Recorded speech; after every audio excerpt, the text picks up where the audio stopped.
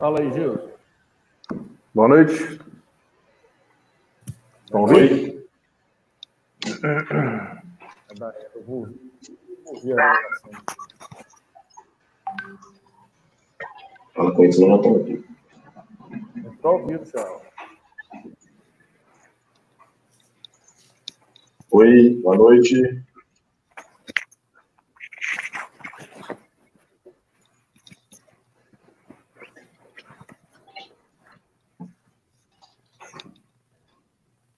O WhatsApp está faltando 31, hein?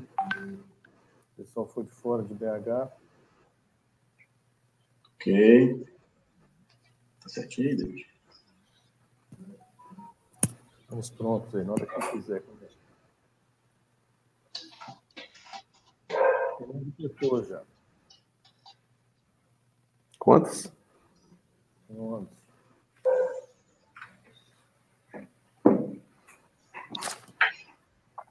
Vamos lá.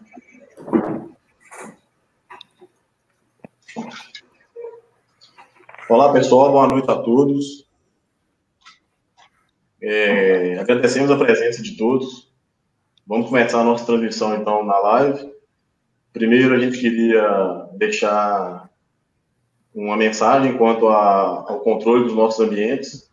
Nós estamos agora sem máscara, estávamos de máscara até alguns minutos atrás. Agora estamos sem máscara, pois os nossos ambientes são todos controlados, tivemos todos os ambientes higienizados e estamos em ambientes separados. Bom, para iniciar, eu queria agradecer a todos vocês que já nos acompanham. Queria agradecer a presença do Eduardo Barbosa, que aceitou o nosso convite, e agradecer a presença do Gilson Reis, também, que aceitou o nosso convite, para a gente estar falando um pouco hoje para vocês a respeito dos laudos de insalubridade, laudos de periculosidade, em tempos agora de GRO e de E-Social. Bom, eu sou o Vinícius Mendes, eu sou do Grupo Gestor Viva, empresa especializada na área de segurança e saúde do trabalhador, com atendimento em área de treinamento, consultorias, e agora na área de saúde também, e a gente inovando agora com a área de saúde. Eu tenho experiência de 22 anos na área industrial, por onde já trabalhei na área da Usiminas, na área da Peram, na área da Vale, e hoje atuo realmente só no ramo de consultoria, treinamentos, higiene e, como eu falei, na área de saúde. Eu vou passar a palavra para o meu amigo Eduardo e os meus amigos Gilson também, para ele estar se apresentando também. Boa noite a todos. Eduardo Almeida. Tive a honra de trabalhar durante um bom tempo. Eu sou engenheiro mecânico, sou formado em trabalho, segurança do processo, higiene ocupacional, ergonomia e gestão ambiental. Atuei já em várias empresas, estou há 38 anos estou há 9 anos na área de saúde e segurança da Usiminas, no último ano como gerente geral de segurança de processos, que é uma área nova que está sendo bastante desenvolvida no Brasil, principalmente especialmente em Verulho. E tenho a honra de também ser presidente do Comitê de Segurança do Ar do Brasil, fazer parte de alguns grupos da World Association e participando ativamente aí junto às federações e CNI, principalmente, na revisão dessas normas de segurança e as NRs que estão num momento bastante interessante hoje. Gilson, está contigo. Boa noite, meu nome é Gilson, eu trabalho como higienista ocupacional na Peram desde 2000, como higienista. Já fui professor também dessa matéria de higiene em 3 grandes escolas aqui da região. Hoje eu sou advogado trabalhista e de causas cíveis do escritório Dutra e Bragança. Meu currículo é um pouquinho menor do que dos dois, né? Mas eu garanto para vocês o seguinte, esse assunto higiene ocupacional, insalubridade, essas alterações que estão ocorrendo. Hoje nós temos um mestre aí, que é o Eduardo. Vocês podem ter certeza que nós vamos estar aprendendo muito mais com ele. Eu sou muito mais prático, eu venho do meio prático em relação à higiene ocupacional, em relação a monitoramentos ambientais. A teoria a gente domina em relação a essa situação de monitoramentos, o que acontece no dia a dia de monitoramentos para se chegar aos resultados, tá? Estamos aí abertos para discutir sobre esse assunto. Eu acho que se tiver algum questionamento que a gente não souber responder, nós vamos ter a sapiência de dizer isso. Mas vamos lá, vamos começar para a gente trocar essas ideias que a gente está precisando aí. Tá joia? Vinícius. Bom, a gente vai falar muito então desse assunto e realmente da inovação agora que a gente está tendo com a NR1, publicação agora em fevereiro e com prazo para nós, né, profissionais da área de segurança aí, com 1 ano para adequações. O GRO é um assunto que vem muito grande, as alterações muito grandes nessa área nossa de estruturação de gestão para a parte de saúde e segurança. Eu vejo que algumas coisas vão mudar, principalmente na parte de atendimento e entendimento das empresas e dos profissionais, quando você fala das questões operacionais e de exposição das pessoas. Eu vejo uma evolução muito grande dessas normas, né, principalmente da NR1 com essas alterações. Quem ainda não teve a oportunidade de dar uma lida na alteração da NR1 é importante dar, né, verificar o que de atendimento já tem para que as empresas já comecem a se adequar. Não vamos esperar o período o prazo, né, para atendimento ele findar, porque são alterações bem grandes dentro da parte de gestão das empresas. E eu creio que muitos profissionais e muitas empresas ainda não vão estar preparadas quando iniciar as condições de atendimento já exigidas por norma. Eu queria só deixar uma coisa aqui, um pedido para vocês. Aquelas pessoas que tiveram alguma pergunta pós a live e quiserem mandar para a gente, aqui embaixo tem um e-mail, né, do contato @vidamg.com.br e tem um WhatsApp, caso a pessoa queira mandar uma pergunta, uma dúvida durante a live ou após a live, fique à vontade, que a gente vai responder todas as perguntas. O Eduardo, na sua visão, o que mais vai mudar e o que mais vai implicar em aplicação dessa norma agora?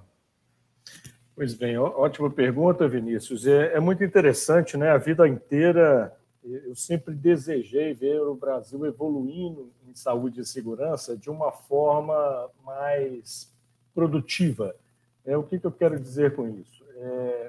Eu tenho contato com muita gente de vários setores do comércio, da indústria, da agricultura, né? A gente se movimenta bastante nesse mercado. Conheço os profissionais de saúde e segurança de altíssimo nível, talvez os melhores que tem no Brasil, eu conheço a grande maioria, e eu percebo que no Brasil existe uma grande preocupação em ser compliance, né? De ter o atendimento à legislação. E a nossa legislação é muito prescritiva, né? Quando a gente olha a legislação, e aí o secretário na época, o Rogério Marinho, comentou isso, é praticamente impossível cumprir a legislação do jeito que ela está. Então, a NR1 vem atender um dos grandes pleitos que a gente sempre teve de ser uma legislação menos prescritiva. A legislação ela deve, na verdade, falar o que fazer e não como fazer. Quem define o como fazer somos nós, profissionais de segurança. Nós é que temos o conhecimento para, de acordo com o tipo de empresa, o segmento de negócio, a forma como o risco aparece no negócio, definir qual é a melhor forma de fazer o como. Evidentemente, a legislação definindo o que, e também tem a obrigação de definir os limites, né? Os limites de exposição, alguns parâmetros macro, cabe ao profissional trazer o seu conhecimento, trazer a sua expertise para que a gente consiga controlar o risco. Então, a grande mudança, né, e aí a minha crítica, né, quem me conhece sabe a crítica que eu tenho ao nome insalubridade, a gente devia falar era de salubridade, o profissional tinha que buscar era a salubridade, não a insalubridade. Ele tem agora ferramentas normativas que dão parâmetros para ele construir uma boa gestão de risco, que é o GRO, Gestão de Risco Ocupacional. Então, ali, o profissional vai ter ferramentas importantes para construir a gestão de risco, alguns parâmetros para definir o que é ou não aceitável, né? Ou seja, o país definindo o seu apetite de risco, a gente pode depois comentar um pouco sobre isso, como que os países fazem isso, e agora nós vamos ter uma oportunidade de ouro de exercer a nossa profissão na sua plenitude, né?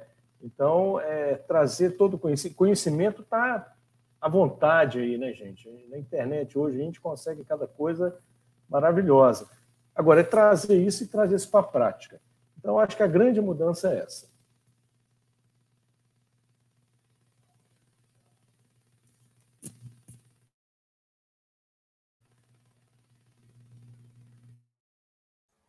É interessante salientar, Eduardo, que com essa prática agora, inclusive das obrigações de você trazer esse apetite de risco, né, inventariar as condições de risco, isso vai ter uma alteração significativa, uma vez que a gente está falando aqui de laudos de insalubridade e de laudos de periculosidade, e eu concordo com você quando você fala que a gente deve discutir a salubridade dos colaboradores, né, expostos, o quanto isso vai alterar no dia a dia das empresas e do profissional da área de segurança. O Gilson, né, conheço o Gilson há vários anos e sei da experiência dele na área de higiene.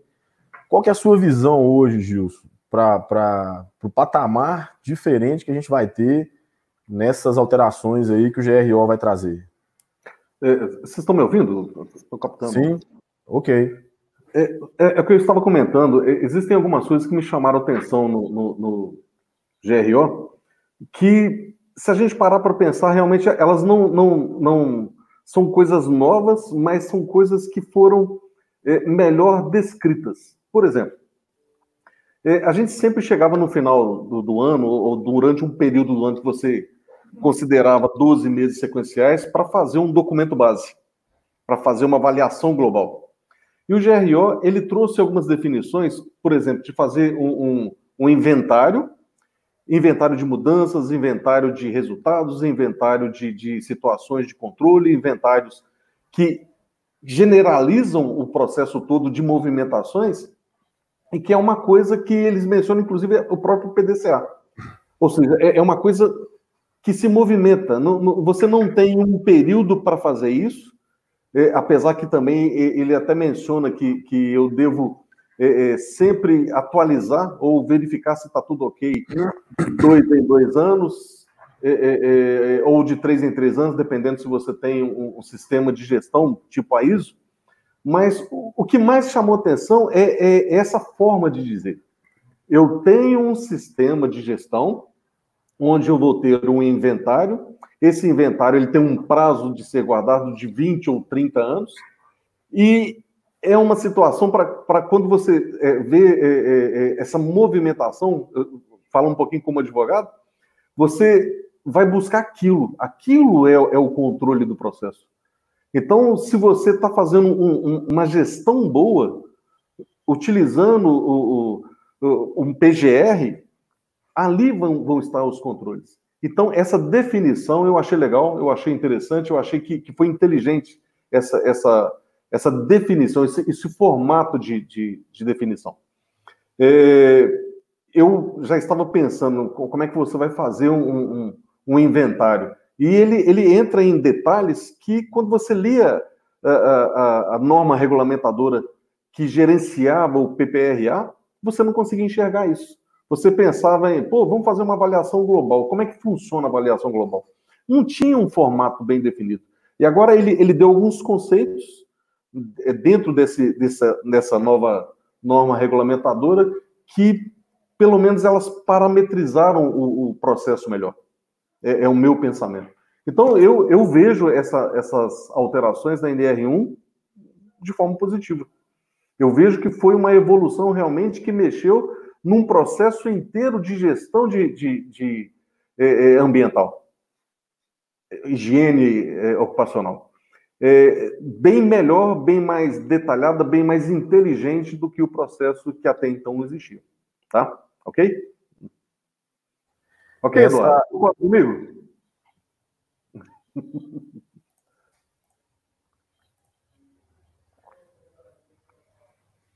Tá sem volume, Eduardo? Não, voltou. O moderador tinha bloqueado a minha fala.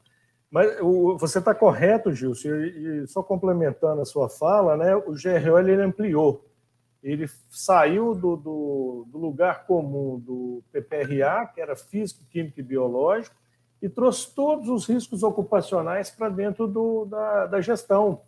Então, a tendência, né, a gente tem participado aí de várias discussões, a tendência, e o governo chama isso de harmonização, é que todas as demais normas utilizem a NR01 como glossário para que os conceitos sejam iguais, que é um grande problema que a gente tem hoje na legislação, né? Cada norma tinha um glossário e, às vezes, o mesmo termo com dois significados diferentes ou com significados antagônicos. Então, agora o governo converge, né, tudo para essa harmonização. Então, assim, o grande momento que é aguardado por nós é a revisão da NR15.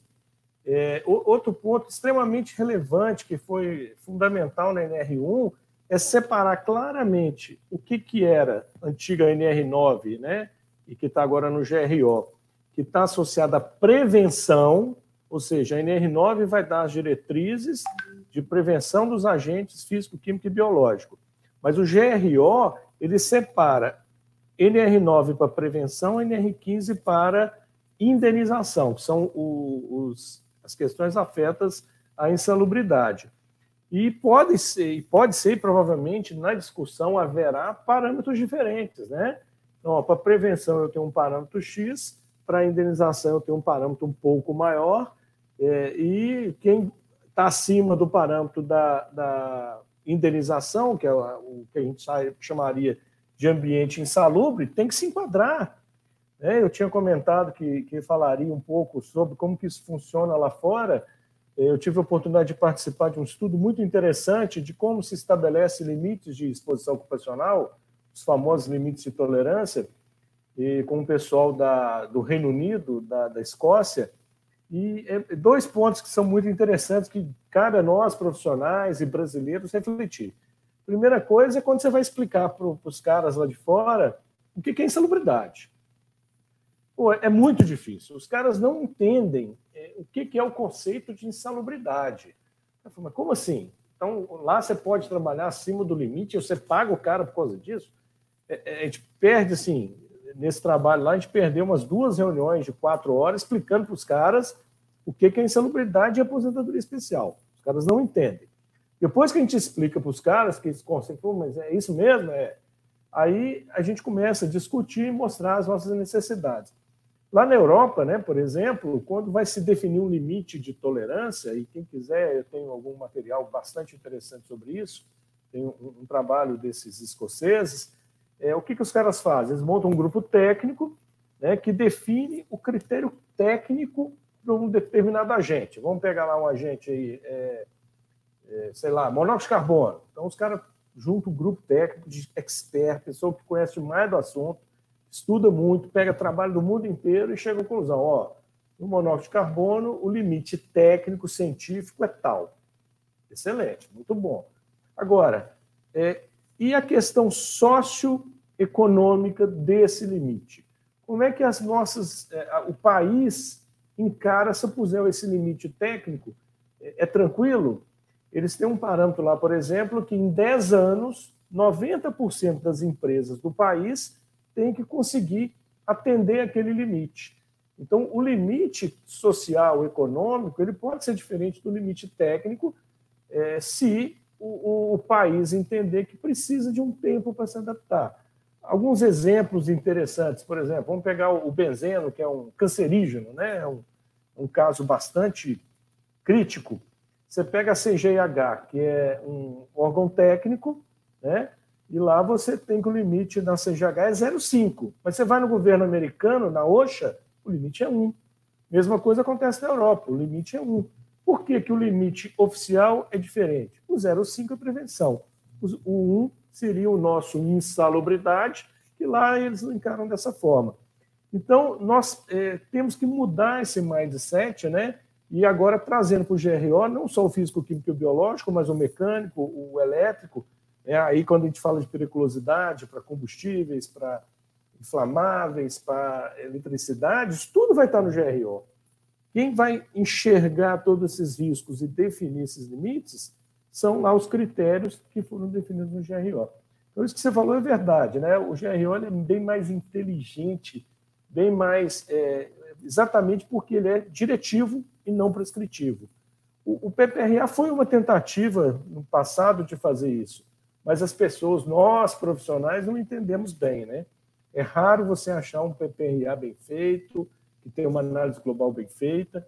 Então, nós estamos tendo uma segunda chance. Eu acho que nós temos que aproveitar.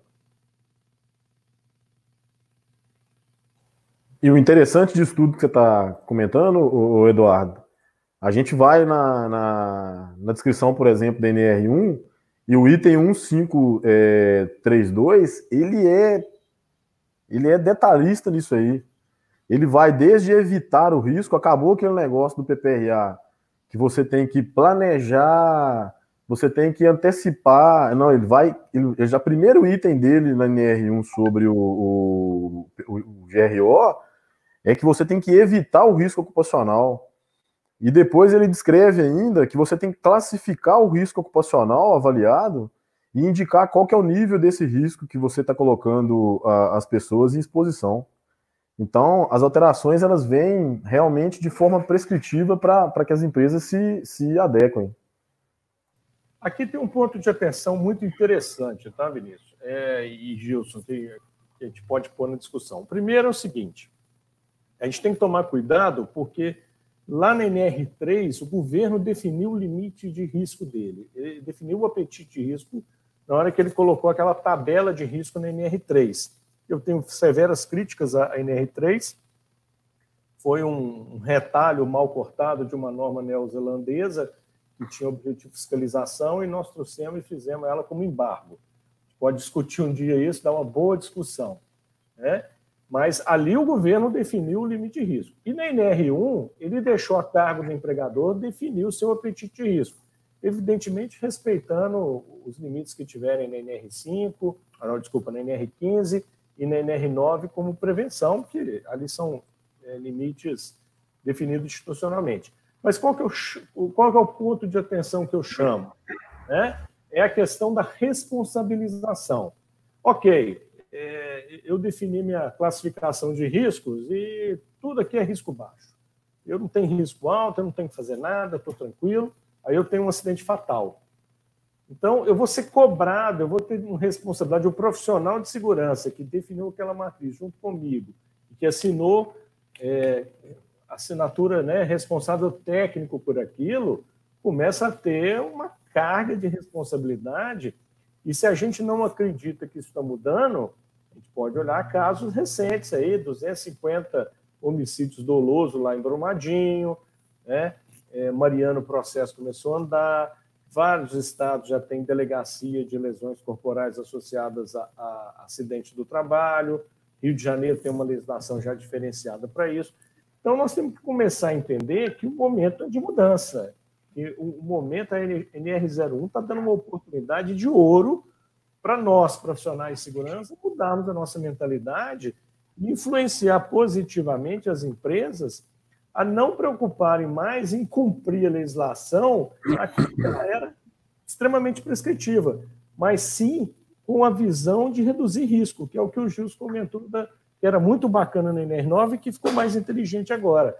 O que a norma te pede é o seguinte: como é que você vai reduzir seu risco? O que você está fazendo ano a ano ou a cada 2 anos nos seus planos de ação para reduzir o risco? Me prova que seu risco está sendo reduzido, né?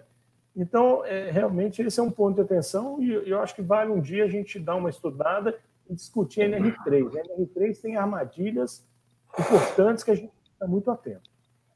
Ô Eduardo, só complementando, lembrando o seguinte, que está explícito lá na NR1 quem é o responsável pelo GRO. Lá hoje não é engenheiro. O PGR você pode ter 1, pode ter 2, pode ter 10 engenheiros responsáveis. Agora, o GRO, geralmente, aliás, ele indica que é o presidente da empresa, o diretor da empresa, o dono da empresa. Então, o que acontece? Se você pensa hoje em insalubridade ou pensa em periculosidade, entenda pelo lado negativo. Por que internacionalmente é difícil entender isso? Porque o nosso conceito está invertido. O que a gente paga para o cara poder se expor ao risco é uma ninharia, é inconcebível isso, ok? Se a gente parar para pensar que um empregado ele tem que se aposentar mais cedo porque ele está exposto a um agente que está minando a saúde dele, também é inconcebível. Então, hoje, a questão de você determinar medidas de controle, ter esse acompanhamento, ter esse gerenciamento dessas medidas de controle, o que, a meu entender, não vai colar muito, daqui a X tempo você fala assim, o que você tinha naquela época em relação a agentes ambientais ocupacionais? Tinha agente X, Y, Z. Tá aí, quais são as medidas de controle que você não tinha naquela época e que você implantou hoje? Nenhuma. Tem um peso. Isso vai ter um peso. Isso vai ter um peso. Data venha, né? Você é advogado. Data venha. Você tocou no ponto exatamente que eu estava falando, né? Quem é responsável pelo GRO é o dono do risco. E quando você é empresário, né? O Vinícius, nosso colega que é empresário, ele montou um negócio. O que é ter um negócio? É você assumir o risco do negócio, né? Então, o dono do negócio, ele é dono do risco. Por isso, ele é o responsável pelo gerenciamento do risco ocupacional. Agora, o profissional de segurança é o responsável técnico. Então, se eu contrato mal um técnico, um profissional de segurança, um engenheiro de segurança, eu, como dono do risco, contratei mal, vou pagar a conta. Mas o profissional de segurança que foi contratado, ele não fez o papel dele de fazer uma boa classificação de risco, de identificar o risco corretamente, de recomendar corretamente os controles, ele vai preso junto comigo, né, que sou o dono do risco. Então, isso serve de alerta, primeiro, para o dono do risco, o empresário, o dono do negócio, tem que contratar um bom profissional de segurança, né? E esse profissional de segurança tem que ser aquele cara que... a gestão de risco, né, gente? Em qualquer lugar do mundo que você for, ela passa por identificar os perigos, avaliar os riscos, analisar os riscos, definir os controles dos riscos e monitorar os riscos, né? E, evidentemente, melhoria contínua. Você vai em qualquer literatura aí, melhoria contínua. Ou seja, se eu estou acima de um limite, eu vou trabalhar para reduzir esse limite. Eu não posso ficar lá olhando para o tempo, que é isso que você falou, né? O que você tinha e o que você mudou? Nada. Então, o dono do negócio ele tem que contratar um bom profissional que faça isso acontecer, porque ele vai ser cobrado disso. Talvez o melhor modelo que eu conheço hoje no Brasil, que acho que funciona muito bem, e que eu acho que o GRO está seguindo um pouco disso, é o modelo da ANP.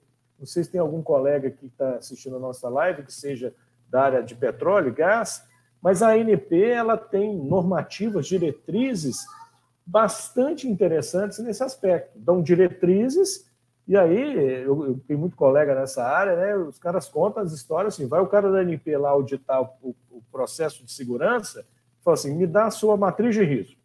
Aí o cara apresenta. Agora me dá o que você avaliou de risco. O cara apresenta. Ele fala, o que você fez para melhorar? Se o cara não apresenta, ele autua o cara. Aí o cara apresenta, fala, eu estou fazendo isso para melhorar. Melhorou? Não. Ué, por que não? Cadê sua análise? Então, eles começam a cobrar e colocar para a empresa de uma forma que a empresa é forçada a melhorar. O objetivo do cara ali não é dar multa, como era no passado. Você não pintou o corrimão de amarelo e preto, multa. Você não pôs o portãozinho com 1,10 m, está com 1,05 m, multa. Não, o objetivo é fazer que a empresa evolua na gestão de risco. E é isso que a gente começa a ver refletido na NR1, né? A NR1, nós profissionais de segurança, temos que comemorá-la muito, ficar muito feliz com ela e torcer que as harmonizações sigam a mesma linha, né? Então, isso que você falou é muito verdade. O responsável, o dono do risco é o dono do negócio. Então, só para eu entender aqui, o Eduardo e o Gilson, então quer dizer que eu posso fazer então um GRO, e desse GRO pode nascer 4, 5, sei lá, 10 PGRs? Por que eu estou perguntando? Só para a gente alinhar isso com os nossos colegas aí que estão nos acompanhando. Se eu tenho várias áreas operacionais dentro da empresa, de repente será mais seguro para o meu processo, para o meu negócio, eu ter um PGR de repente para cada processo de exposição dos empregados, uma vez que eu vou conseguir quebrar uma lógica de gerenciamento de risco ocupacional dentro de vários processos, facilitando inclusive o meu trabalho, tanto para a condição de exposição do risco químico, físico, biológico e agora o ergonômico também e o risco de acidente. E isso vai trazer uma qualidade maior do meu serviço quanto profissional da área de segurança? É isso mesmo ou eu estou entendendo errado? Eu posso comentar? Então vai. Só um detalhe, Eduardo. Só um detalhe. A NR1, Vinícius, ela até menciona que o seu PGR ele pode ser por atividade, ele pode ser por setor, ele pode ser por função, ele abre um leque, ele não define, ele abre um leque, ele abre um leque. Eu entendo que o formato depende muito da sua classificação da empresa, do tamanho da empresa, da sua situação de atividades da empresa. Mas eu entendo que o GRO, ele realmente é um sistema de gestão maior que pode ter várias pernas, pode ter várias situações. Dentre essas situações, uma delas, a meu ver, é o PGR. Pode ter quantos PGR, a meu ver? Depende da forma que você vai administrar, depende da sua dificuldade, depende da sua cumplicidade em relação ao que você deseja. Meu pensamento, Eduardo. Espero que seja parecido. Vamos lá. Essa é a beleza da norma, né? A norma deu liberdade. Se você ler lá a norma, ela vai falar que você pode estabelecer seu GRO com muita liberdade. Isso é muito positivo, né? O PGR, ele é o produto do GRO. E o que a gente tem que entender é o seguinte, vou chutar assim, eu tenho um segmento de negócio, eu tenho um negócio que tem 1 milhão de riscos, okay? Identificados. Mas eu vou gerenciar todos os riscos? Não, porque senão não faria sentido eu classificar meus riscos. Tem uma parte desse risco, que deve ser a grande maioria deles, que são os riscos baixos, em que a nocividade dele é muito baixa. Por exemplo, ruído para uma secretária. Tem ruído? Tem. Mas vai fazer mal para a saúde dela? Não. É um risco corriqueiro, vai estar lá, talvez se passar de 65 tem algum incômodo, é muito. Então, esse risco, eu não preciso gerenciar ele. Eu identifico, avalio, falo, opa, sob controle, e tiro ele da minha gestão de risco. O PGR é o Programa de Gerenciamento de Riscos. Eu vou gerenciar aqueles riscos que realmente são necessários. Então, é aqueles que eu estou acima dos limites, é aquele em que o risco de acidente é alto, né? Pega uma NR12, tem lá um método de avaliação de risco específico, então eu vou gerenciar, o cara aqui, o grampeador, eu vou pôr proteção no grampeador para o cara não grampeador? Não vou gastar essa energia com esse risco, e é um risco que poderia ser algum maluco falar que é de NR12. Eu vou preocupar com aquela máquina que pode matar alguém, que pode aleijar alguém, trazer uma sequela definitiva. Então, o PGR é o Programa de Gerenciamento. É onde eu vou gerenciar os riscos que eu entendo, pela minha classificação, merecem ser gerenciados, né? Merecem ser cuidados. Então, eu posso ter situações em que eu só avaliei o risco, falei, o risco está sob controle, não tem nada para fazer. Fica lá tranquilinho, daqui 5 anos eu volto para ver se permanece desse jeito. E vou ter riscos que eu vou gerenciar. Só para finalizar aqui o raciocínio, né? Eu posso fazer um PGR, é o que o Gilson falou. Eu posso ter na minha empresa, que tem 50 áreas fabris, 50 PGR. Se isso for interessante, eu posso fazer um único PGR. O que a gente tem que estar ciente, e esse é um grande aprendizado com meus amigos da área petroleira escreveu, né, ajoelhou, tem que rezar. Então, aquilo que você põe no seu programa de gerenciamento de risco, você faça. Porque é em cima disso que você vai ser cobrado. Então, se você classificou um risco e falou que ele é alto, gerencie ele. Se você falou que vai controlar dessa forma, controle dessa forma. Porque se tiver o acidente, se tiver o adoecimento, e você não conseguir comprovar que você fazia do jeito que você falou que fazia, você vai estar em maus lençóis. Tem até um comentário de um amigo nosso aqui na live, o Eduardo Nereu. Ele até colocou aqui pra gente, o GRO ele é conceitual e o PGR, o programa, né, é o PGR. É o produto, né? É o produto. É o que roda. O outro é os produto. conceitos, é o conceito, é o macro, é o como, é o que fazer. Sim, sim. O PGR é o que você faz. E esse que é o grande lance. O GRO fala o que fazer e o PGR você fala o como você faz. Ô Gilson, só vou encaixar. Só lembrando um detalhe. O Eduardo falou sobre planilha de criticidade. A NR1, ela menciona que você tem sim que ter uma planilha de criticidade. Você, quando vai pegar os seus agentes ambientais, os seus riscos ambientais, ocupacionais, você vai ter que colocar uma parametrização para saber o que você vai controlar primeiro, até chegar nesse nível, falando, não, esses agentes ambientais, eles ficam para depois. E eu até entendo o Eduardo Vinícius. Nunca. Sim, é isso que eu estou falando. Sim. Na NR3, não, o governo definiu a matriz de risco dele. Eu tenho muito receio do que virá em relação à NR15. Eu acho que ela que vai complementar esse fechamento desse processo todo. Porque até então está indo tudo muito bem. Se eles fizerem a NR15 pensando na salubridade, me entendam? Eu acho que aí vai fechar redondinho esse processo todo dessas alterações, dessas normas regulamentadoras.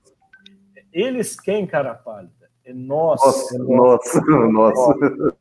Nós. Tem. São tripartite, tem consulta pública e qualquer cidadão brasileiro pode ir lá e pôr sua opinião. Né? Então, é nós. E isso é muito importante. Né? Nós estamos aqui agora com 63 pessoas conectadas. Acredito que a grande maioria profissionais tem que ir lá e dar sugestão, tem que ir lá na consulta pública e participar. Porque, evidentemente, tem interesses bons, tem gente muito bem intencionada e gente mal intencionada. Então, vale, e o governo está nos ouvindo. Né? Eu participei de algumas, a gente teve oportunidade, a gente tem um grupo de trabalho, a gente pôs muita coisa na consulta pública e muita coisa que a gente colocou, a gente tinha premissas, inclusive, para fazer esse material. Um deles era não abrir mão de forma nenhuma da saúde e da segurança do trabalhador. Então, todas as nossas propostas, o objetivo inicial, principal, era que aquele item que a gente estava propondo era para garantir a saúde e segurança do trabalhador. Isso era a premissa do nosso trabalho. E muitos itens que a gente colocou lá, depois a gente viu nas propostas do governo aparecendo. Ou seja, eles estão atentos a isso. Então, não é eles, não, é nós. Participem. O Eduardo e Gilson, chegou uma pergunta para a gente aqui agora, de um amigo nosso que está participando, né, o Hernani. Um abraço, inclusive, para o Hernani. Estava em Patinga, agora está lá em Goiás, mudando de hábito lá, né, Hernani? O Hernani, ele está perguntando o seguinte: até agora, com essa inovação do mercado, né, ele está querendo saber que, levando em consideração agora que estamos em um período onde vários trabalhadores estão trabalhando como pessoa jurídica, qual que é a real participação e responsabilidade da empresa, nesse caso, mediante ao trabalhador, ou essa pessoa jurídica, né, em visão aí, então, do relatório de insalubridade e de periculosidade. Eu vou fazer um pequeno comentário e peço aí a ajuda dos meus parceiros. A pessoa jurídica, ela tem um tratado um pouco diferente, uma vez que ela é a própria empresa prestando um serviço, né? A NR1, inclusive, traz, né, que os grupos de risco 1 e 2, eles não devem mais e não têm obrigação mais de emitir os programas, né, e nem os exames legais. Mas a gente tem sempre que entender que quando você entra num grau de risco maior, você tem que avaliar e você assume o grau de risco maior. Esse entendimento aí, Gilson e Eduardo, qual que é a visão suas para essa condição hoje do mercado tá entrando muito PJ dentro de área de trabalho das empresas? Bem, a meu ver, a NR1 ela menciona o seguinte: primeiro, a empresa contratante ela é responsável pela contratada. E juridicamente falando, isso já é fato, independente de estar na NR1.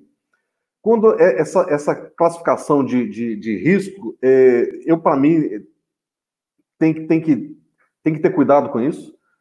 Por quê? NR1, ela menciona que se aquele contratado não tiver um GRO ou um PGR, ela é responsável por passar os riscos existentes. A contratada é obrigatória de passar os riscos existentes que foram acrescidos naqueles levantamentos. E existe um risco jurídico. Imagine o seguinte, quando você fala que aconteceu uma doença ocupacional, teve algum problema, inclusive acidentes mecânicos, e você não tem uma gestão daquilo, você não tem uma gestão do risco, isso pode gerar um transtorno para ambas. A NR, ela dita um procedimento em relação a essa troca de informações. Ela realmente caracteriza em graus, mas eu acho que isso aí tem que ser pensado melhor. A nível de quem está sendo contratado. Para fazer o quê? Qual que é a minha responsabilidade com aquilo ali? Qual que é a responsabilidade do contratante para gerar aquele processo ali? Porque não adianta a gente falar que ela tem essa parametrização se lá na frente pode acontecer alguma coisa que juridicamente ele responderia. Eu penso dessa maneira. Mas a NR1, ela parametriza isso sim, tá? Ela parametriza, inclusive, para a pessoa jurídica. Ok, Eduardo? Vamos lá. Concordo, acho que o Gilson colocou uns pontos importantes aí, né? Principalmente essa visão mais jurídica, que eu acho que ele domina até mais que eu e o Vinícius juntos. Mas o que a gente tem que entender é o seguinte, voltamos lá ao conceito de dono do risco. Eu sou o dono da empresa aqui e estou contratando alguém ou alguma empresa para prestar um serviço dentro do meu site. Está lá muito claro, em várias normas, que eu tenho que comunicar a ele os riscos do meu ambiente. Ok? E isso aí não tem dúvida, ninguém pode ter dúvida disso. Então, esse é o primeiro ponto. Então, eu tenho que fazer uma boa comunicação para quem está vindo prestar serviço dentro da minha empresa, dos riscos que existem na minha empresa. Por outro lado, eu estou contratando alguém para fazer uma atividade, e ele vai trazer, junto com a atividade dele, alguns riscos que são da atividade dele, e que ele tem que conhecer e é dono desse risco. Quem é o dono do risco da atividade que está entrando com a mão de obra dele? É ele. Então, tem dois aspectos importantes que a gente tem que observar. O risco que eu ofereço para o meu contratado, intrínseco ao meu negócio, e o risco que o meu contratado está trazendo para dentro do meu negócio, que está associado à atividade dele, e que pode, inclusive, influenciar e pode gerar risco para os meus trabalhadores, dependendo da situação. Então, essa interação de riscos tem que ser observada. Quando você fala de PJ, vamos lembrar, o que é um PJ? O PJ é um cara que se encarna como uma pessoa jurídica, ou seja, ele é a própria empresa, então ele é o próprio dono do risco dele, né?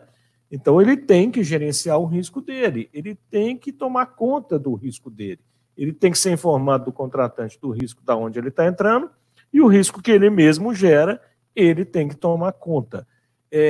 Nós estamos passando por um momento muito interessante no Brasil, que é a flexibilização das leis trabalhistas, que é a mudança da lei de saúde e segurança. E quando você olha lá para fora, né, você olha para os Estados Unidos, gente, lá isso funciona há muito tempo assim. A gente teve um fenômeno recente muito interessante, que é o Uber. O que é o Uber, se não o fim da carteira de trabalho? O cara, ele vira um empresário autônomo, ele tem que arrumar o carro para trabalhar, ele tem que arrumar todo o recurso, se associa a uma outra empresa, presta serviço para ela, mas na verdade ele presta serviço para um terceiro via uma outra empresa. Ou seja, não tem vínculo trabalhista. Quem tem que tomar conta da saúde e da segurança do cara do Uber? É ele mesmo, ele é que é o dono do negócio. Ele que está tomando o risco. O Uber só está gerenciando aquela questão. Então, esse é um ponto interessante, e aí a revisão da legislação de saúde e segurança, ela vem em encontro disso, essa flexibilização, essa desburocratização, visa a tempos novos e que a gente está vivendo e que não adianta a gente negar, né? Vão negar, o Uber não existe. Existe. E aí o Gilson tocou num ponto que me preocupa muito particularmente, que é a parte jurídica. A justiça brasileira, em várias situações, ela toma decisões que são assustadoras, né? Eu poderia citar aqui 1 milhão de casos, né? Mas talvez o mais famoso é a decisão lá do STF, toda a questão que o ruído para a aposentadoria, o EPI não é eficaz, para a insalubridade aí você tem que aprofundar, tem 1 milhão de discussões em cima do parecer lá do STF, mas que, tecnicamente, você vê os absurdos, né? As coisas que acontecem. Então, é muito preocupante quando o legislativo estabelece uma lei, o judiciário vem e muda essa lei, o executivo, que é quem define a regulamentação, define, e aí depois o judiciário entende de uma forma completamente diferente. Então, a gente fica realmente num nível de insegurança jurídica muito grande. O Eduardo e Gilson, eu vou ler alguns comentários aqui da turma que está nos acompanhando. O Ângelo, por exemplo, né, comenta que o PGR é muito dinâmico, e ele está correto, né? O dinamismo do PGR ele vai trazer, creio eu, que muitas surpresas para algumas pessoas. O Elton Souza, ele lembra que as avaliações ambientais elas devem ser contínuas, né, e revistas a cada 2 anos, de acordo com a NR1. O Nestor, ele fala Eu discordo aí, quem falou que as avaliações ambientais têm que ser revistas a cada 2 anos. Discordo completamente. O que tem que ser revista é a avaliação de risco, não é medição ambiental. Esse é um erro que cometeram no PPRA, é um erro grave, lugar nenhum do mundo faz isso, e a gente inventa que a avaliação ambiental... Estou acabando com o negócio do Vinícius aqui, mas não posso deixar ficar calado. Mas a minha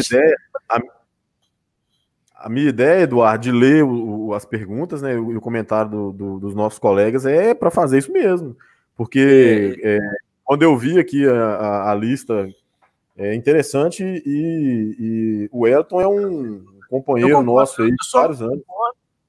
Que a avaliação ambiental tem que ser revisada todo ano ou uma definida periodicidade. O que tem que ser... E aí o GRO, de novo, ele foi muito feliz, que ele fala da avaliação qualitativa, ele fala que a empresa tem que definir e pode... tem um nome lá que ele usou, que eu não estou lembrando, que é a apreciação inicial. Então, assim, é a real oportunidade, né, para risco físico, químico e biológico, que se aplica melhor, da gente aplicar os conceitos da AIA, da OSHA europeia, de várias comunidades que fazem isso há 200 anos, né, da NIOSH, e que a gente acha que... esquece, gente, que uma empresa... Eu vou citar aqui, a Petrobras, né, que é uma empresa estatal, vai ter que revisar a cada 2 anos seu levantamento ambiental inteiro. Ela leva 5 anos para fazer um levantamento ambiental, como é que ela vai atualizar a cada 2 anos? Esquece. E detalhe, só um outro detalhe, né? O dinamismo está no GRO. O PGR, ele não é tão dinâmico assim, não, pelo seguinte, muda a forma de monitorar? Não. Muda a forma de você qualificar? Não. Muda a forma de você gerar os seus laudos? Teoricamente, não. Muda a questão de controles? Não. O GRO, sim, ele é dinâmico. O PGR, ele é um processo já de identificação, de qualificação, de gestão específica dos agentes ambientais, ok? GRO dinâmico. Inclusive, tem um comentário do GRO aqui, o Gilson Eduardo, do Nestor, aonde ele coloca que ele está com boas expectativas, né, para o futuro da área de saúde e segurança do trabalho, mas ele discorda que o GRO resolverá o problema. Ele comenta que vai precisar de mais gente para fazer o GRO. e que isso vai ser uma ferramenta a mais. Aí eu também discordo da colocação do Nestor. Eu não acho que o GRO vai depender de mais mão de obra, não. E muito menos ele vai virar mais uma ferramenta. Na verdade, qualquer processo que você execute, que você quer ter um controle, você tem que ter gestão. O GRO é a gestão. Ele parametrizou, ele não calçou isso, mas ele parametrizou, ele te deu um norte, onde você tem que seguir e ir no resultado final. A pergunta é, você antes tinha que ter medidas de controle? Tinha. Você antes tinha que ter um levantamento para saber o que você tem na área? Sim. Você antes tinha que ter uma documentação para conseguir gerir todo esse processo? Sim. Então, o que mudou? Mudou, na verdade, que foi escrito um formato que te abriu a condição de trabalhar com uma diretriz. Mas gestão sempre existiu, e você não tem jeito de escapar disso. Já existia e agora existe, só que com o formato. Antes o formato era incerto, cada um tocava do jeito que queria. Hoje não, hoje você toca de uma maneira que ela está te direcionando. Ele te dá um norte, ele te mostra onde você tem que chegar. E esse tem que chegar, gente, na hora que você lê a norma toda, você chega aonde? Medidas de controle, o que você vai controlar e como. Isso já existia também, só que era implícito. Na hora que você tinha que juntar normas, você tinha que juntar a NR9, mais algumas NBRs, mais um pouco da NR15, mais normas internacionais. Hoje ele te direcionou, te deixou aberto ao pensamento, mas te deu um norte para o que você tem que fazer, onde você vai ter que chegar. Então, para mim, a gestão já existia e simplesmente continua existindo. Não alterou a ponto de você falar assim, dificultou? Não, facilitou. Porque hoje você tem o norte. A meu ponto de vista seria este. Tem uma pergunta aqui para o Eduardo. Se o PPRA, a Kelly Medeiros está perguntando, se o PGR vai substituir o PPRA. Eu acho que todos nós concordamos, né, Eduardo? Sim, graças a Deus, né? Aqueles famigerados PPRA, que era paste collar, né? Copiou, colou. E a gente pegava lá, mas o CNPJ da empresa que é esquisito. E se olhava, era de outra empresa, o cara só mudava o nome, não mudava. A empresa era de concreto, estava falando de siderurgia no PPRA, mais ou menos isso, né? Isso, na verdade, o que acaba, né? É o conceito do PPRA. O que a NR9 virou? Ela virou a norma de prevenção dos riscos físico, químico e biológico. E aí seus anexos vão ser os anexos associados aos principais riscos que vão ter, né? Então ele vai falar de vibração, ele vai falar do ruído, ele vai ter um capítulo sobre agentes químicos, ele vai ter um capítulo sobre calor. Então vão ser anexos que vão dar diretrizes, vão dar parâmetros para a prevenção. E a mesma coisa vai acontecer com a 15, né? Aqueles anexos da 15 que vão ter cada anexo que tiver na 9 falando de prevenção vai ter um de 15 falando de limite ocupacional. Então, essas normas vão caminhar sequencial. E o que era o antigo PPRE? Programa de Prevenção de Risco Ambiental. É o Programa de Gestão de Risco, ou seja, só que agora de uma forma mais clara, né? Você classificou os seus riscos, falou assim, esses riscos aqui eu vou gerenciar. Como que você vai gerenciar? Você vai escrever no PGR como que você gerencia esses riscos e como que se melhora eles. E, de vez em quando, né, se Deus quiser iluminar e a nossa mentalidade mudar, os riscos que estão sendo gerenciados devem cair para aqueles que você não precisa gerenciar mais, porque você tornou eles tão baixo quanto possível, eles saíram daquilo que a gente chama de risco que precisa, né? No conceito do PPRA, caiu para baixo do nível de ação. Eu não preciso mais tomar conta. Eu vou olhar para ele de vez em quando. O que está entre o nível de ação e o limite de tolerância, eu tenho que gerenciar. Eu fico ali gerenciando. E o que está acima do limite de tolerância, eu tenho que tratar urgentemente para trazer ele para baixo.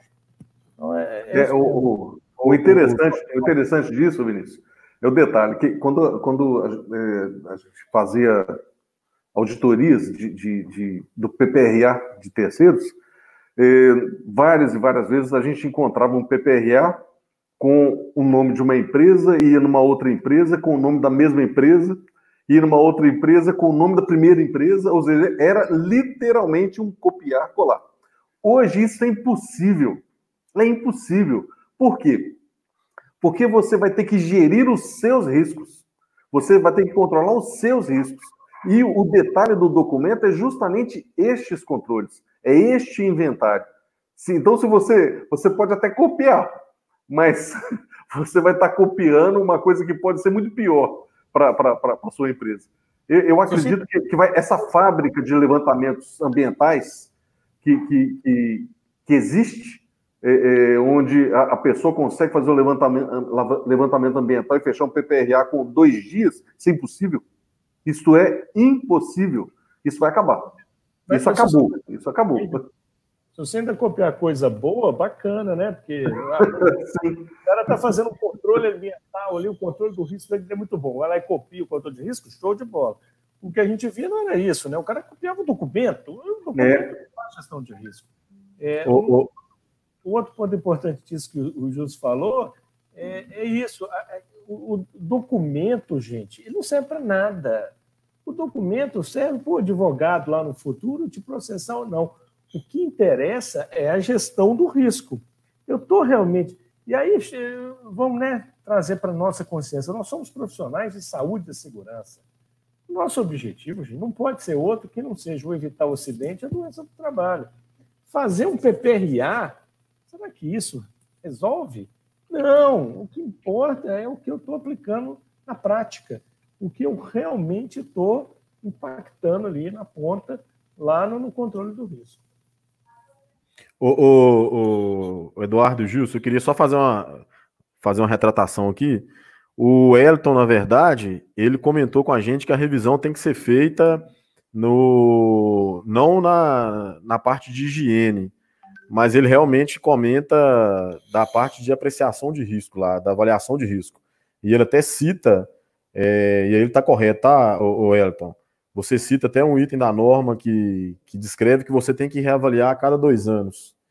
Ou caso aconteça alguma coisa antes desses 2 anos. E realmente no item 15446 da norma determina realmente que a cada 2 anos você tem que avaliar, que é a avaliação contínua dos riscos do seu processo. Pode ser qualitativo, né? Isso que falou é isso mesmo. Eu tenho que reavaliar, eu tenho que reanalisar, eu não tenho que medir nada.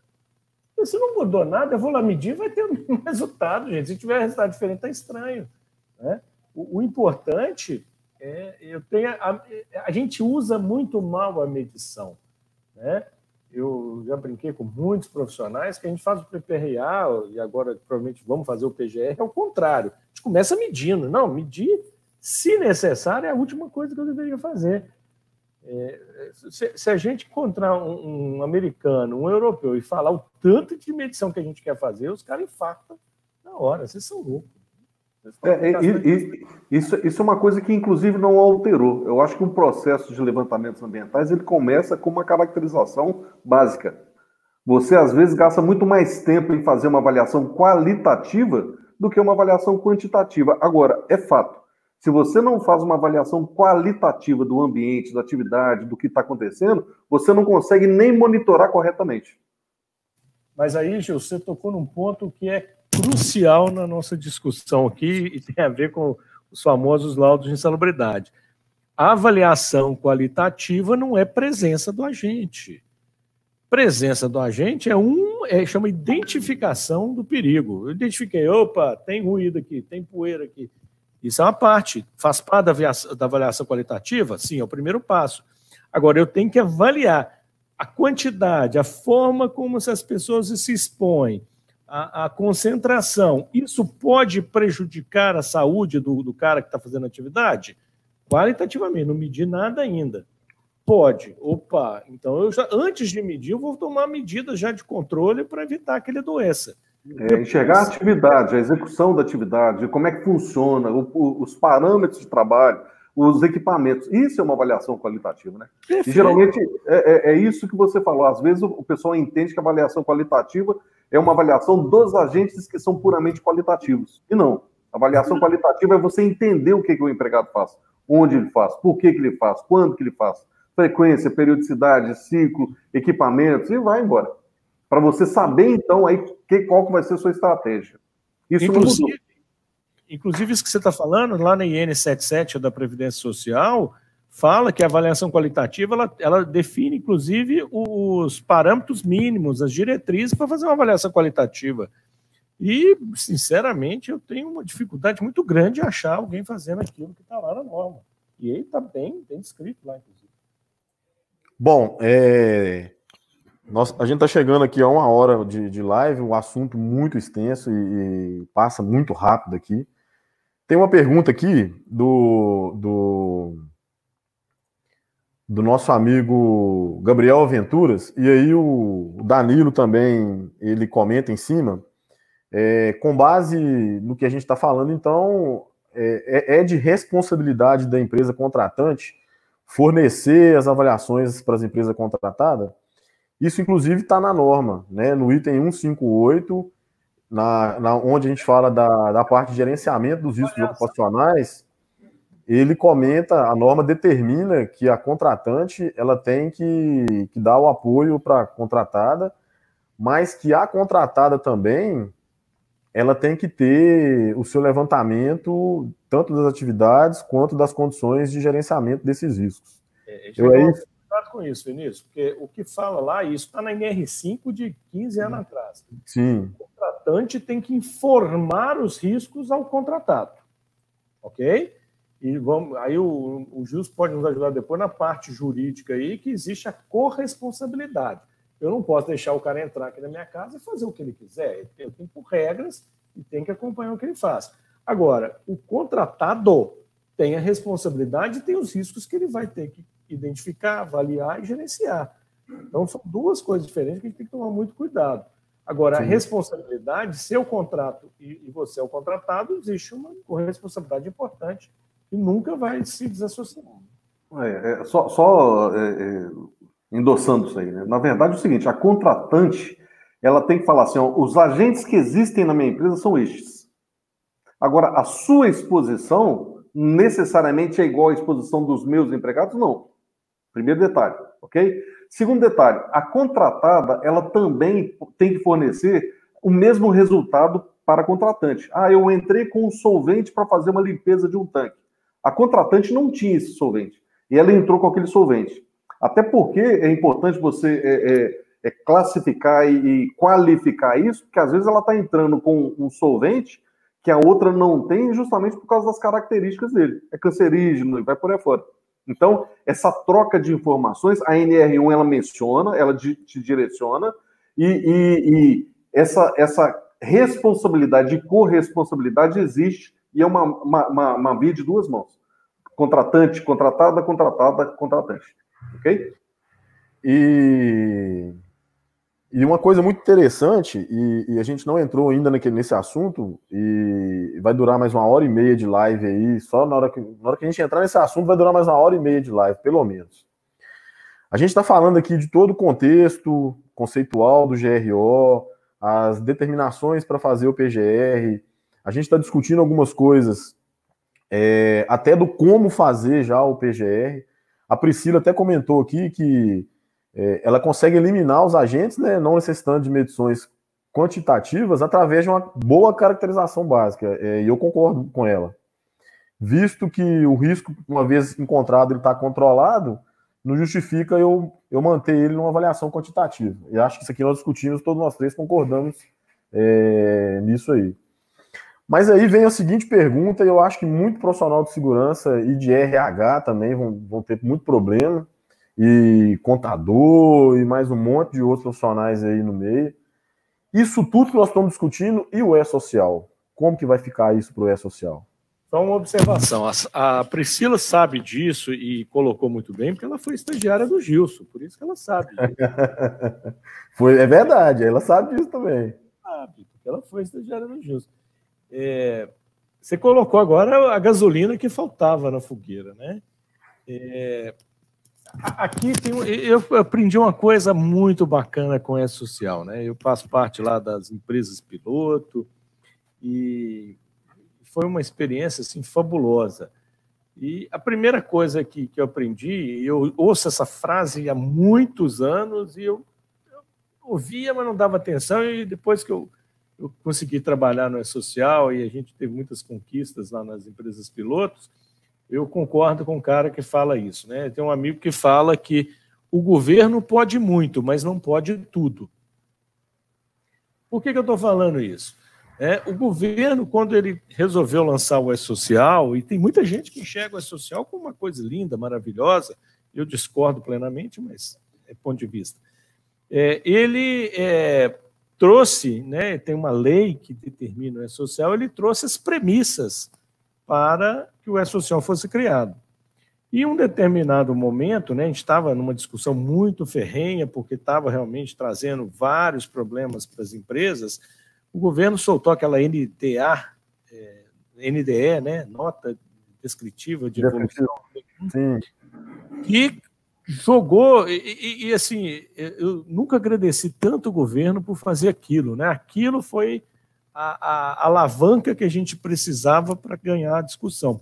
Porque quando o governo jogou aquela NDE 01, ele descumpriu tudo que ele tinha posto na lei, que ele tinha definido o E-Social. Ou seja, ele quebrou todas as premissas da lei. E aí nós, né, da Empresas Piloto, um trabalho muito bacana desenvolvido, né, acho que vale a pena citar o Guilherme Pena, fez um trabalho manual, assim, fabuloso. Quem conhece o Guilherme, não sei, as pessoas que estão na live conhecem, fez um trabalho de formiguinha, item a item, e foi pegando essa NDE e descaracterizando, pegando a lei, descaracterizando cada item, para a gente chegar à conclusão que o governo estava descumprindo. E essa foi a alavanca para a gente retornar ao E-Social, que deve entrar em setembro, né, se o coronavírus permitir. Ele é hoje aquilo que a gente tem no PPP. Nada mais, né? Exatamente o que se tem no PPP. Que foi uma grande conquista, porque antes tinha informações que nunca foram exigidas e passavam a ter. Então, quando a gente fala de laudo de insalubridade e periculosidade, aí teve uma conquista muito impressionante, que era, quem lembra, os layouts antigos, quem definia, né, no 2240 lá, se era periculoso ou insalubre, era a empresa, ela tinha que ir lá e codificar. E essa informação era redundante, porque se você paga o adicional, então você já informava lá no 1210, se não me engano, 1200, que você pagava a rubrica, e você tinha que falar lá no 2240 qual era o agente e a caracterização. Isso foi eliminado, porque isso não existe no PPP. E o E-Social vem para substituir o PPP, CAT e livre de registro. Então, toda aquela preocupação que a gente tinha com algumas informações que eram bastante críticas, elas foram totalmente eliminadas. O E-Social hoje é exatamente o PPP que a gente está emitindo no papel e entregando para os empregados.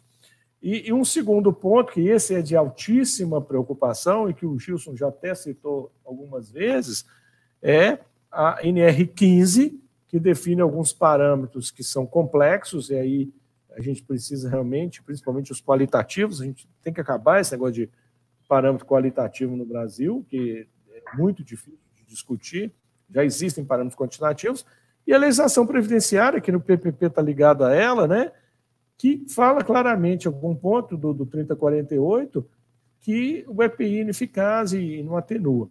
Então, assim, para efeito de periculosidade, esquece. E-Social, acabou. É o máximo que eles vão poder fazer. Você nem precisa citar, e essa foi uma outra conquista importante das empresas piloto, você nem precisa citar os agentes periculosos, porque eles não estão no 3048, a tabela de risco é só o 3048. Então, periculosidade, esquece. Vai aparecer na rúbrica, que se já aparece, que é o 1200.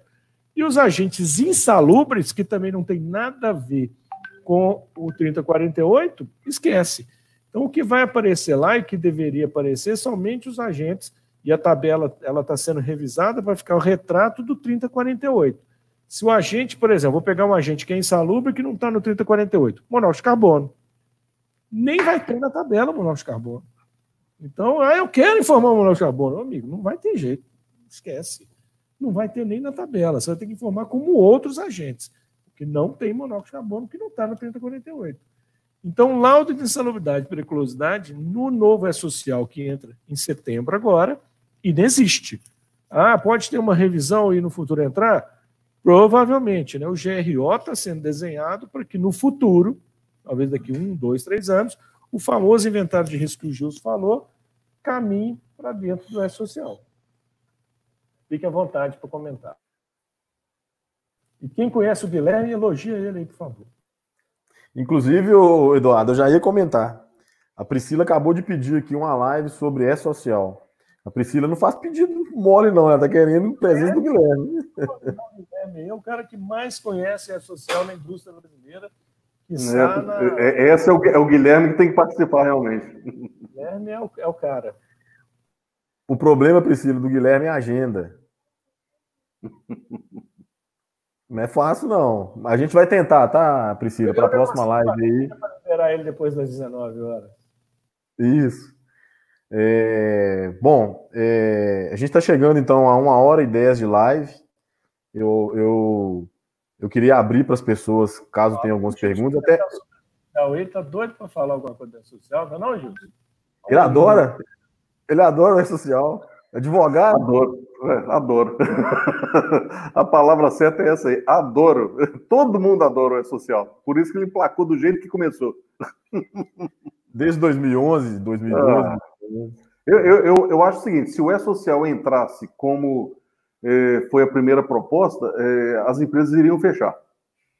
Não que ele estivesse pedindo alguma coisa diferente do que já pede, mas ia condensar tudo num formato que era impossível, do meu ponto de vista.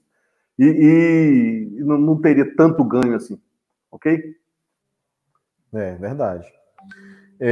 Tem uma pergunta aqui, vamos tentar responder essa pergunta aqui. Na verdade, uma é do Wellington e a outra é do Matheus Perboy. O Matheus está perguntando, com essa condição toda que a gente está hoje aí de home office e tudo mais, qual que é o tratamento, caso isso perdure, né? Lógico, nas condições de elaboração, por exemplo, desse GRO e desse LTCAT. Qual que é a visão sua? Eu não entendi. Falhou a mensagem aí, Vinícius. Repita, por favor. O Matheus perguntou o seguinte: em situação agora, né, de algumas atividades que estão sendo realizadas em home office, qual que é o tratamento no nosso entendimento? Na verdade, o home office ele tem uma legislação específica, ok? E tem uma parametrização específica. Quando você coloca a atividade de home office, primeiro você não pode colocar qualquer atividade em home office. Você não pode falar assim, você vai trabalhar em home office fazendo solda, ok? Então, elas estão mais direcionadas a atividades de escritório. A legislação, ela inclusive, ela menciona até o posto de trabalho. Teoricamente, a empresa tem que garantir que aquelas situações, ergonomia, etc e tal, ventilação, cadeira, hardware, software, eles estejam adequados para quem está trabalhando em home office. Isso está na legislação.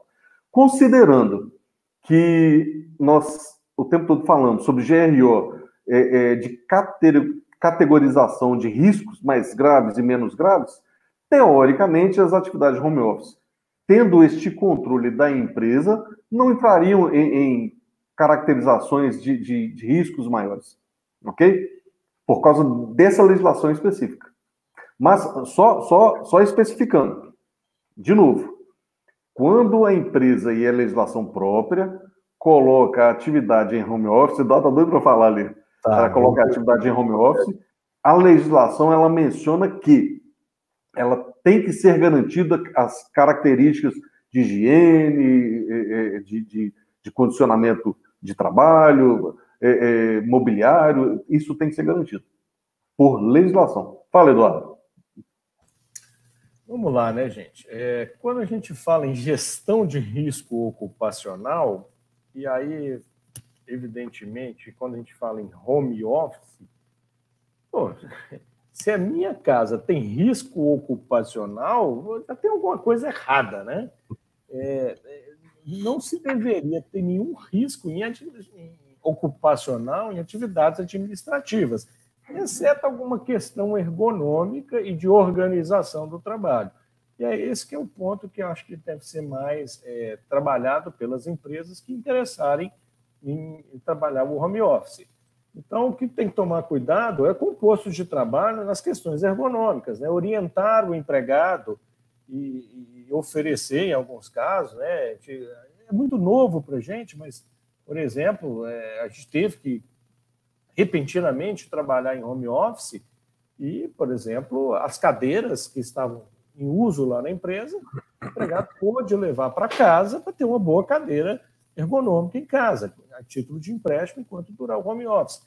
Então, são condições que risco ocupacional, o único que é possível em termos de home office é realmente os ergonômicos, porque ruído, calor, poeira, tal, é sua casa. Né? Então, não faz sentido. Só discordando de um detalhezinho, Eduardo. Nós tínhamos um amigo que tinha um alambique em casa e que se ele fosse trabalhar... Ele não foi para ter cachaça em casa, né? Mas tinha um risco ocupacional lá, do lado.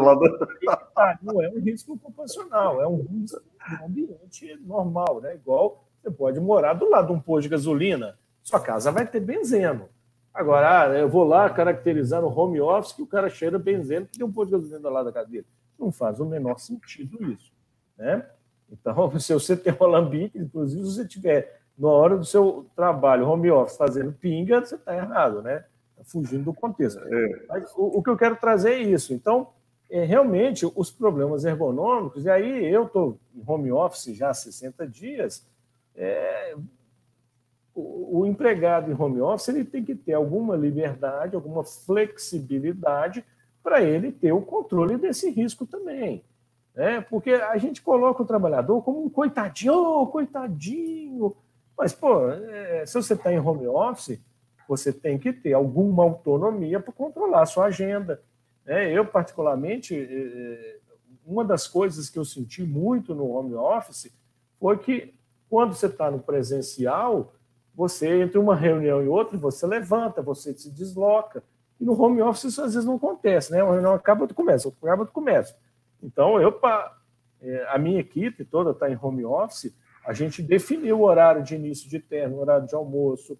Eu não permito que a turma tenha reuniões sequenciais. Sempre eu peço, paradinha para descansar, vamos lá, reflete, levanta, faz exercício. Porque realmente o empregador e o gestor têm que tomar conta desse risco.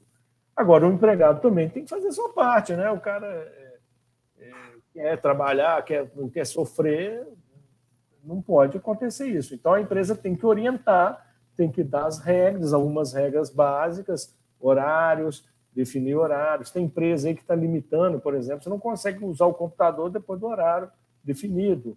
Bloqueia os sistemas internos, bloqueia várias coisas para o cara não ficar virando noites e noites trabalhando em home office. Mas o home office é um aprendizado, é uma coisa nova. Eu lembro que em 2005, 15 anos atrás, eu fui para os Estados Unidos, né, tive a oportunidade de fazer um passeio e fiquei na casa de uma amiga da minha esposa. E o marido dela, em 2005, trabalhava em home office. O cara tinha um escritóriozinho, ele era uma parte de vendas, e o cara, eu perguntei para a esposa dele, falei assim, ele não tem um escritório da empresa? Não, ele nunca foi da empresa. Ele foi contratado aqui em casa, tem 10 anos que ele trabalha na empresa, ele nunca foi na empresa. É uma outra mentalidade. Agora, o cara, 10 anos trabalhando na casa dele. Você pegou o contato do Red Hunter lá, Dan? Bicho, para os Estados Unidos tem gente pulando por lá do México para ir trabalhar lá. Só um detalhe aí, Vinícius, para o Matheus, né? A gente confunde muito trabalho externo, tem uma legislação específica, entenda trabalho externo, a pessoa que realmente ele tem o núcleo de trabalho na casa dele, mas ele vai vender alguma coisa, ou vai atender alguma coisa, ou vai comprar alguma coisa, sai e volta. Isso é trabalho externo, tem uma legislação própria. E o home office, ele também tem uma legislação própria, ok? São poucos tópicos que tem na legislação trabalhista, mas basicamente é isso, que a empresa é responsável por verificar o ambiente que ele está trabalhando, dentro dessa questão de ergonomia, e basicamente o que o Eduardo comentou também, ele administra o seu processo, mas dentro daquela parametrização de horário, de jornada, tudo igual, como se estivesse dentro da usina. Ok? O Eduardo, tem uma pergunta do Wellington. Com os dias de hoje, né, a gente passando por essa pandemia sanitária, qual que é a visão sua, falando de gerenciamento de risco biológico, com uma visão de GRO para essa questão aí do Covid? O Gilson, a gente trabalhou junto o quê, Gilson? 12 anos, não foi? E o Vinícius, acho que trabalhou, não foi esse tempo todo, né? Mas eu lembro que as grandes discussões que eu tive com o Gilson, minha carreira toda, um deles era o risco biológico, né? Que era o grande... Pô, o negócio é muito complexo, né? E eu já estudei muito risco biológico, em lugar nenhum do mundo, né? É muito complexo. E aí tem um estudo da Fundacentro, né? Apesar de eu ser muito crítico da Fundacentro, eu acho que a Fundacentro agora está com uma linha nova de pensamento. Tem um estudo da Fundacentro sobre risco biológico muito interessante mesmo, onde a profissional, a pesquisadora, ela fala que o risco biológico não devia ser insalubre, ele devia ser periculoso, porque não faz sentido a insalubridade. Ele está presente em todos os ambientes, então tudo tinha que ser insalubre, porque o agente biológico está presente, né? E sim periculoso, porque você pode ter um acidente biológico e se contaminar. Então ele está mais para ser no conceito da periculosidade do que da insalubridade. O que nós estamos vivendo, né, mais uma vez, é algo muito novo, né? É um vírus que a gente ainda não conhece ele o suficiente, e as medidas, né?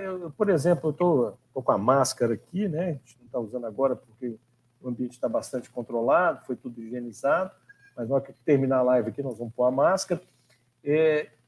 Qual que é a eficácia de uma máscara dessa, né? E aí a gente tem que começar a questionar algumas coisas. A gente estava discutindo em NR6 recentemente. CA? Qual o sentido do CA? Qual é o sentido? Qual é a eficácia, né? O STF fala que o EPI não é eficaz por ruído, mas fala que tem que usar a máscara. Tá, o ministro lá usando a máscara agora. Então, são conceitos de eficácia e de técnica e de coisa que cabe a nós, profissionais de segurança, avaliar e definir. Eu vi trabalhos lindos aí, a gente discutiu muito a questão da Covid, medidas de controle muito bacanas, administrativas, distanciamento social, algumas proteções coletivas, né? Restaurante agora tem aquela placa de acrílico para proteger um do outro, você vai no supermercado, proteção coletiva lá, a caixa do supermercado tem um acrílico na frente dela, medida administrativa, álcool gel para tudo lado, eu ando com álcool gel no bolso, tanto que eu estou usando álcool gel. Então, assim, é uma mudança de paradigma muito grande e que nós temos que, como profissionais, aprender com esse momento. Como é que você avalia o risco de um Covid? Como é que nós estamos avaliando o risco do Covid? O nosso papel nesse momento é muito importante. Por que a gente define a máscara? Por que a gente define a higienização? Distanciamento 1,5 metro, 2 metros, 3 metros, meio metro, né? Aonde que deve ou não? Então, acho que tem um aprendizado maravilhoso aí. E nós, profissionais de segurança, temos que sair do lado de lá dessa crise da Covid, né? O que o pessoal está chamando aí de um novo normal pós-Covid, com essa carga de aprendizagem e usar isso no GRO. Agora, agente biológico é talvez um dos mais difíceis de avaliar, de discutir. Não tem como medir agente biológico, né? Realmente é difícil de medir. Bom, nós estamos chegando ao... Acabaram de me oferecer um Guaraná. 1h25 aqui de live. Eu queria agradecer todos que estão participando com a gente, aqueles que nos mandaram as perguntas. Ainda existem perguntas para a gente poder responder, mas dentro do proposto que nós combinamos entre o Eduardo, eu e o Gilson, a gente vai chegar a 1h30 de live.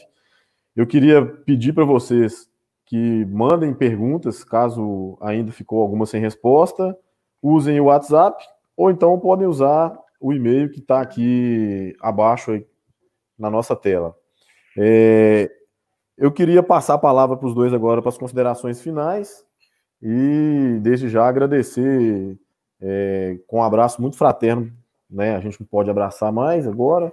Um abraço paterno aí ao Eduardo e ao Gilson, que são amigos de longas datas aí, e por estarem aqui participando hoje conosco aí nessa live.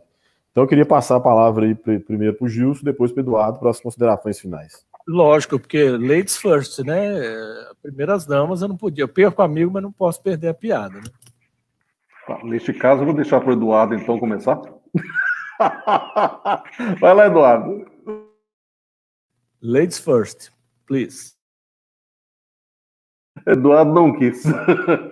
Bem, só fazer um complemento pela pergunta do Eliton sobre a questão do Covid, risco biológico. Já saiu um enunciado eu não sei se foi STF ou STJ, que só seria considerado como doença ocupacional quando tivesse aquele vínculo profissional, evidente. Ou seja, enfermeiro, médico, se ele contraiu Covid, mesmo nessa época de pandemia, é sim considerado uma doença ocupacional. Fora disso, não existe qualquer parametrização para defini-lo como doença ocupacional, ok? Ou seja, se você contrair lá dentro da usina, não quer dizer nada. Sobre essa conversa nossa hoje, eu acho assim que o PGR é uma coisa que está escrito, está definido, mas ainda está meio incipiente, ele está começando. Talvez a gente consiga discutir melhor, identificar melhorias no processo daqui a 2 anos, daqui a 3 anos. Hoje, ele só é uma condição que a gente pode afirmar, é melhor do que o que a gente tinha. O PPRA, ele realmente estava cheio de vícios, estava sem parametrização de trabalho, dava-se para fazer levantamentos ambientais com qualidades duvidosas. Eu ainda acho que brasileiro está muito relacionado a auditorias, a cumprimento de procedimentos mediante auditoria de órgãos fiscalizadores. E a gente tem que sair disso. Quando a gente fala sobre levantamentos ambientais, ocupacionais, a gente tem que estar lembrando que isso tem um vínculo com a qualidade de vida do empregado.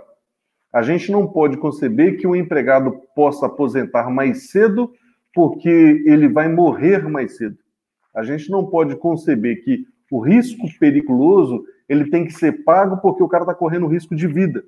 A gente tem que enxergar o seguinte, que as medidas de controle são essenciais para a gente conseguir gerenciar esse processo de salubridade, Eduardo sempre está falando isso, e de periculosidade no ponto de vista inverso. Estamos aí abertos se alguém quiser fazer algum questionamento posterior, o Vinícius pode nos passar, a gente responde, a gente conversa, a gente aprende junto. Tá joia? Agradeço a todos aí, agradeço o Eduardo, agradeço o Vinícius, agradeço a vocês por terem participado. Vai lá. Depois que o amigo Gilson falou, né? Primeiro eu queria agradecer a oportunidade, foi um prazer enorme estar aqui, né? Acho que veio tantas histórias aqui na minha cabeça que a gente podia fazer uma live depois só de causos engraçados que a gente viveu junto aí, né? O Gilson ainda lembrou o nosso saudoso amigo Joaquim, a qual eu tenho grande saudade, né? Nos deixou há algum tempo atrás e que era uma figura maravilhosa. E realmente foi um grande prazer, eu acho que foi muito bacana, a gente trabalhou alguns conceitos extremamente relevantes, o assunto é muito polêmico, poderia ficar aqui, acho que 8 horas discutindo, que ainda teria pontos relevantes, mas realmente foi um prazer, só agradecer, né? Tivemos uma audiência muito bacana, vi que girou em torno de 60, chegou um pico até de 70 pessoas assistindo a nossa live, agradeço realmente o prestígio, vou estar depois disponibilizando lá no nosso canal Dr. Safety, que tem esse objetivo de disseminar gratuitamente conteúdos e discussões relativos à saúde, segurança de processo, sustentabilidade de forma geral. Então, oportunidade de ouro. Eu acho que teremos que fazer mais vezes, né? Talvez um debate sobre a social, convidar o Guilherme Pena, realmente conhece bastante do assunto, contar aí com a sabedoria e a prática do Gilson e do Vinícius, que realmente contribui muito, e foi muito positivo. Fico realmente muito grato, obrigado pelo convite, estarmos juntos, e quando acabar a pandemia, vamos fazer aí uma confraternização para a gente poder contar os causos também. Grande abraço, obrigado pela audiência, gente. Bom, eu queria agora agradecer todo mundo que participou com a gente aí, agradecer todas as perguntas. Volto a dizer, quem ainda quiser mandar pergunta, pode ficar à vontade no e-mail ou pelo WhatsApp. Essa live ela só foi possível pelo apoio de sempre e a parceria que a gente tem com o canal do Dr. Safety. O grande amigo Eduardo, sempre solícito quando a gente precisa. Agradecer novamente o Gilson, né, pelo conhecimento e a parceria que sempre temos. Eu queria já deixar aqui marcado a próxima live, a gente vai falar sobre saúde. 2 médicos da região, também de alto conhecimento, né, a gente já convidou. Estou só aguardando a resposta deles aí. Um deles é o Dr. Ivonei, da Peran. Então a gente vai falar um pouco sobre saúde e entrar um pouco mais nessa parte de saúde, uma vez que a gente discutiu agora sobre GRO e PGR, e está aceita aí a Priscila, né, nos pedindo aí a live da E-Social. O Eduardo já está com a incumbência aí de conversar com o Guilherme para a gente poder marcar essa próxima live. Lembrando, essa live ela vai estar disponível a partir de agora no canal vidamg.com.br/YouTube e também no canal Dr. Safety lá no YouTube. Então, quem não pôde ver, quiser recomendar para o amigo ou alguma coisa, fique à vontade. O Grupo Gestor Vida agradece novamente, está disponível para vocês, caso queiram conhecer os trabalhos do Grupo Gestor Vida. A gente trabalha hoje com toda a parte de saúde, de segurança do trabalho. Então, vá lá no site www.vidamg.com.br que você vai poder encontrar o nosso portfólio e algumas considerações a respeito do Grupo Gestor Vida. Obrigado, gente. Obrigado mais uma vez. Boa noite e até a próxima live. Ficar mascarado para poder ir embora. Tchau, gente. Obrigado. Um abraço a todos. Até mais. Tchau.